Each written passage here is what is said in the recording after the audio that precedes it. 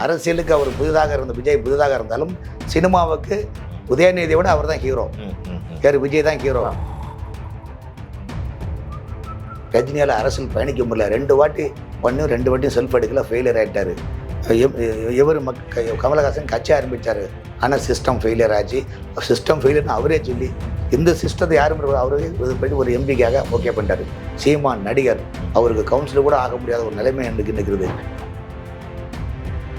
நீங்கள் தமிழ்நாட்டை விட கேரளாவில் முதலமைச்சர் ஈஸியாக பார்க்கலாம்.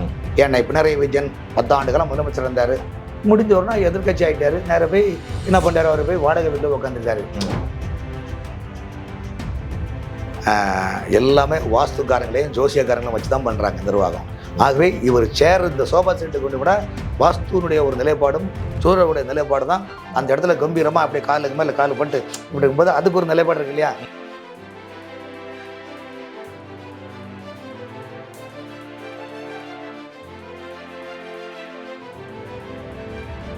ஜாம்பவான் நேயர்களுக்கு பிரபாகரனின் அன்பு வணக்கம். இன்றைய அரசியல் அரங்கம் நிகழ்ச்சியில் நம்மோடு இணைந்திருக்கக்கூடிய சிறப்பு விருந்தினர் மூத்த பத்திரிகையாளர் திரு VS ராமன் சார் அவர்கள். வணக்கம் சார். வணக்கம்.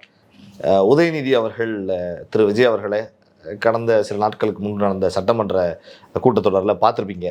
பொறுப்புகள்லாம் எடுத்துக்கிறப்ப இது புஷ்பா படபாணியில் சோஃபா வந்தது அப்படின்னாரு. ஏன் உதயநிதி அவர்கள் அதை மேற்கோள் காட்டி சொன்னார்? பல பேர் பல விதங்களில் சொன்னாங்க. ஒரு மூத்த பத்திரிகையாளராக நீங்கள் அந்த கருத்து பின்னாடி இருக்கக்கூடிய விஷயத்தை எதிர்கட்சி தலைவர் இப்போ உதயநிதி ஸ்டாலின் எதிர்கட்சி தலைவர், விஜய் 2 பேரும் ஜூனியர் சீனியர், காலேஜ் மெட்டு சொல்லிட்டார். ஃபைனான்சரு, சபாநாயகரும் ஒரு ஆமாம் அப்படின்னு சொல்லிட்டு ஆமாம் திரைப்பட ஃபைனான்சரு எல்லாமே ஒரே காலத்தை நோக்கி போகிறாங்க. அரசியலுக்கு அவர் புதிதாக இருந்த விஜய் புதிதாக இருந்தாலும் சினிமாவுக்கு உதயநிதியை விட அவர் தான் ஹீரோ. யார்? விஜய் தான் ஹீரோ. அது ஏன்னு சொல்கிறேன்னா, தமிழ்நாட்டு சினிமா துறையில் எம்ஜிஆர் சிவாஜி சமகாலத்து மனிதர்கள் 2 பேரும் டாப் உச்சத்தில் இருந்தாங்க. ஆனால் சிவாஜி நடிகர் திலகமாக இருந்தார், எம்ஜிஆர் மக்கள் திலகமாக இருந்து நடிகர் ஆகிட்டார், முதலமைச்சர் ஆனார். கரெக்டு தானே? அடுத்தது ரஜினிகாந்த் கமலஹாசன் சமகாலத்து உயர்த்த சிகரத்தில் அடைந்தார்கள். ஆனால் 2 பேரும் அரசியலுக்கு ஆசைப்பட்டு ரஜினியால் அரசியல் பயணிக்க முடியல. 2 வாட்டி பண்ணி 2 வாட்டியும் செல்ஃப் எடுக்கல, ஃபெயிலியர் ஆகிட்டார். இவர் கமலஹாசன் கட்சி ஆரம்பித்தார், ஆனால் சிஸ்டம் ஃபெயிலியர் ஆச்சு. சிஸ்டம் ஃபெயிலியர்னு அவரே சொல்லி இந்த சிஸ்டத்தை யாரும் அவரே போய்ட்டு ஒரு எம்பிக்காக ஓகே பண்ணிட்டார். அதுக்கு அடுத்தபடி விஜயகாந்த் கட்சி ஆரம்பித்தார். கட்சி கட்டில் அவங்களுக்குள்ளே கட்சி இன்னும் இல்லாத ஒரு நிலைமை போச்சு. சரத்குமார் கட்சி ஆரம்பித்தார், முகவரியே இல்லை. இன்னைக்கு சீமான் நடிகர், அவருக்கு கவுன்சிலர் கூட ஆக முடியாத ஒரு நிலைமை எனக்கு நிற்கிறது. இப்படி யாருக்கும் இல்லாத ஒரு தகுதி விஜய்க்கு 51 வயசில் இன்னைக்கு சிஎம் இருக்காருன்னா அது நேரம் காலம் மக்களுடைய ஆசை எதிர்கட்சியினுடைய ஆளுங்கட்சியினுடைய அட்ராசிட்டிகளை பொறுத்து அவருனே வந்தாச்சு. இப்போ நம்ம பாயிண்ட்டுக்கு வந்துடுவோம்.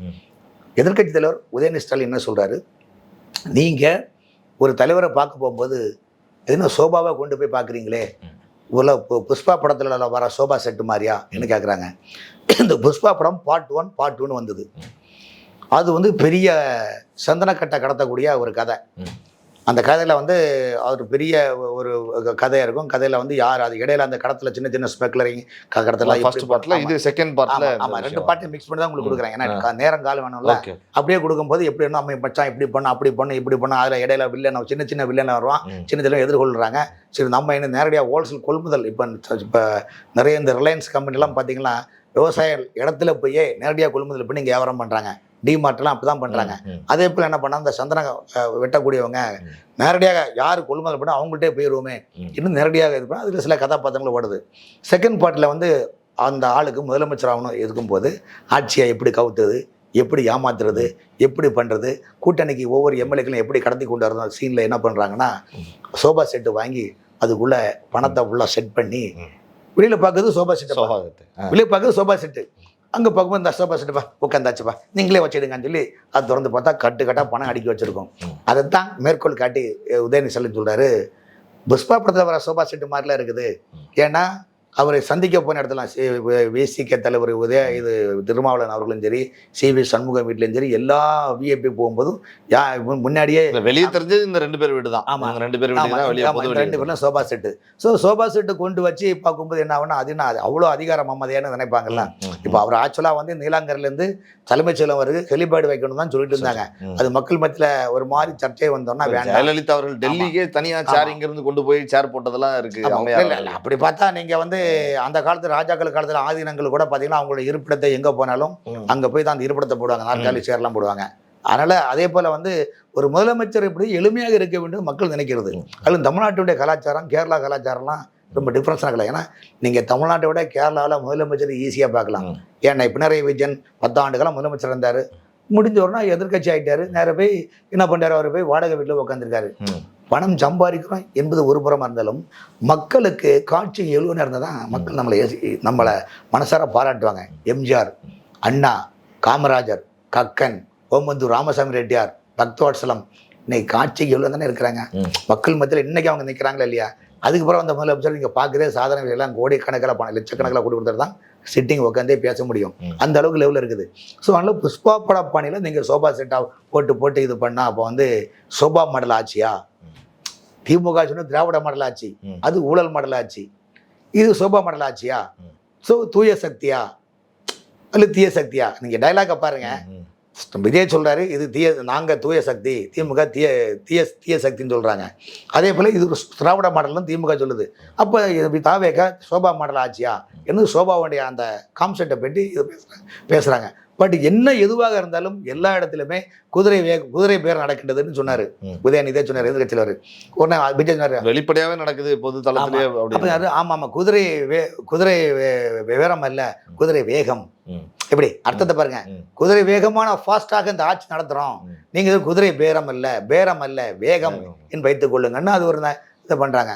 அதே போல் பார்த்தீங்கன்னா சட்டமன்றத்தில் பார்த்தீங்கன்னா சபாநாயகர் ஜெயஸ்ரீ பிரபாகரன் பார்த்தீங்கன்னா அவர் வந்து பைபிள்லாம் படித்து பைபிளில் மேற்கொள்ள காட்டினார்.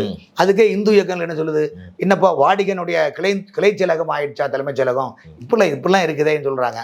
ஆனால் எதுவாக இருந்தாலும் விஜய் வந்து ஹிந்து சாஸ்திர சம்பிரதாயங்களை பெரியர் தான் அந்த கோட்டு போட்டுக்காரு, கருப்பு பொட்டு வச்சிருக்காரு. அந்த ஜோதிடர் வச்சது ஜோதிடர் மாதிரி நிறைய ஜோதிடர்கள் வெளியே இருந்துக்கிறாங்க. அதில் அவர் அந்த சில நிருடர்கள், சில பரபரப்புகள், சில டென்ஷன்கள், எதிர் தாக்குதல், வாய் வழியான தாக்குதல், அந்த மாதிரி கருத்துக்கு தாக்குதல் இருக்கும்போதுக்காக தான் அவர் இந்த கோட்டு போடுறது, அந்த கருப்பு பட்டு வைக்கலாம் நிலைப்பாடு இதுதான் இருக்குது. ஆகவே அந்த புஷ்பா என்ற படப்பாணியில் நடந்ததுக்கான விளக்கம் இதுதான் என்னுடைய நிலைப்பாடு. இதனாலதான் அப்படி சொன்னார் அப்படின்னு சொல்றீங்க. அவர் என்னன்னா வந்து அந்த சேரை கொண்டு போனது, அதாவது அவருக்கு ராசி நட்சத்திர பலனுக்கு இந்த மாதிரி ஒரு வைப்ரேஷன் உருவாக்கணும். கோர்ட்டு இந்த மாதிரி தான் இருக்கணும், வைப்ரேஷன் பொட்டு இந்த மாதிரி தான். சோஃபால கூட அந்த மாதிரி இருக்கான்னு கேட்குறேன், அதுக்காக தான் கொண்டு போனதா? நீங்கள் நிறைய ஆஃபீஸில் பாருங்கள், எல்லாமே வாஸ்துக்காரங்களையும் ஜோசியக்காரங்களையும் வச்சு தான் பண்ணுறாங்க நிர்வாகம். ஆகவே இவர் சேர் இந்த சோஃபா செட்டு கொண்டு கூட வாஸ்துனுடைய ஒரு நிலைப்பாடும் சூரியனுடைய நிலைப்பாடு தான் அந்த இடத்துல கம்பீரமாக அப்படியே காலுக்கு மேலே கால் பண்ணிட்டு இப்படி இருக்கும்போது அதுக்கு ஒரு நிலைப்பாடு இருக்கு இல்லையா? இப்போ நீங்களே போகிறீங்க இளைஞர்களுக்கு கொடைக்கானல் ஊட்டி நிறைய இடத்துல போகும்போது இப்படி உட்காந்து போது செல்ஃபோனில் பேச மாதிரி நீங்கள் போடுற இல்லையா? அப்போ உங்களை தனி கவனம் இழுக்குது இல்லையா? இப்படி மச்சான் என்னடா போனா சூப்பராக இருக்கடா பட்டா அப்படி நடந்து போகிற மாதிரி. இது வந்து சமூக இயல்பு, மக்களுடைய நிலைப்பாடு. ஸோ அந்த நிலைப்பாடு வருகின்ற போது விஜய் அவர்கள் ஒரு திரைப்படத்துறை இருந்தாலும் அவருக்கு அந்த ஆட்சி பிரச்சனை இல்லாமல் போகணும், நிரடல் கூடாது, நடுக்கங்கள் கூடாது ஆட்சி. ஏன்னா திமுக வந்து இங்கே சாதனை அதாவது எப்படின்னா சாதாரண கிடையாது. அதாவது அந்த அளவுக்கு அதாவது பாலைவனத்தில் உள்ள திமிங்கலத்து நிகராக திமிங்கலத்து கூட ஒரு பவர்ஃபுல்லான இது திமுக சாதனை விஷயம் கிடையாது. அவங்க வந்து எவ்வளோ பெரிய ஜாம்பவங்கள் உங்களுக்கு தெரியும். அதனால் திமுகவால் நமக்கு ஏதாவது நம்மளை வாட்ச் பண்ணி பிரச்சனை ஆயிடக்கூடாது என்பதற்காகவும் கூட்டணி கட்சிகளை அரவணைத்து கொண்டு போனால் பிரச்சனை இல்லாமல் இருக்கும். இப்போ காங்கிரஸ் அதிமுக கூட்டணிக்கு வந்திருக்குது. இந்த அதிமுக எம்எல்ஏக்கள் நாளைக்கு கேஸ் எப்படி போடுறாங்களா?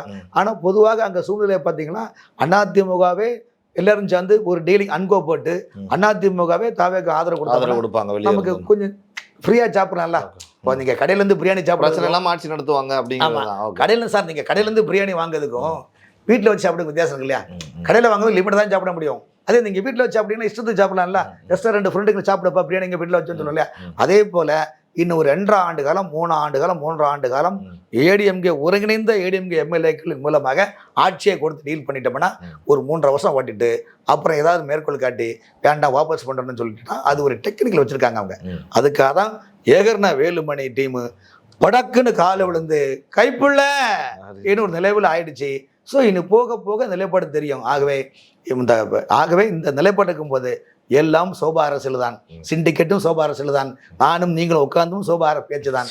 ஆகவே சோபா மொத்தத்துக்கு புஷ்பா படம் மேட்ரு இன்னைக்கு நம்ம ஜாம்பவன் டிவியில் ஆர்கியூமெண்ட் வரைக்கும் கொண்டு வந்துட்டோம். அவ்வளோதான். நன்றி சார். நன்றி.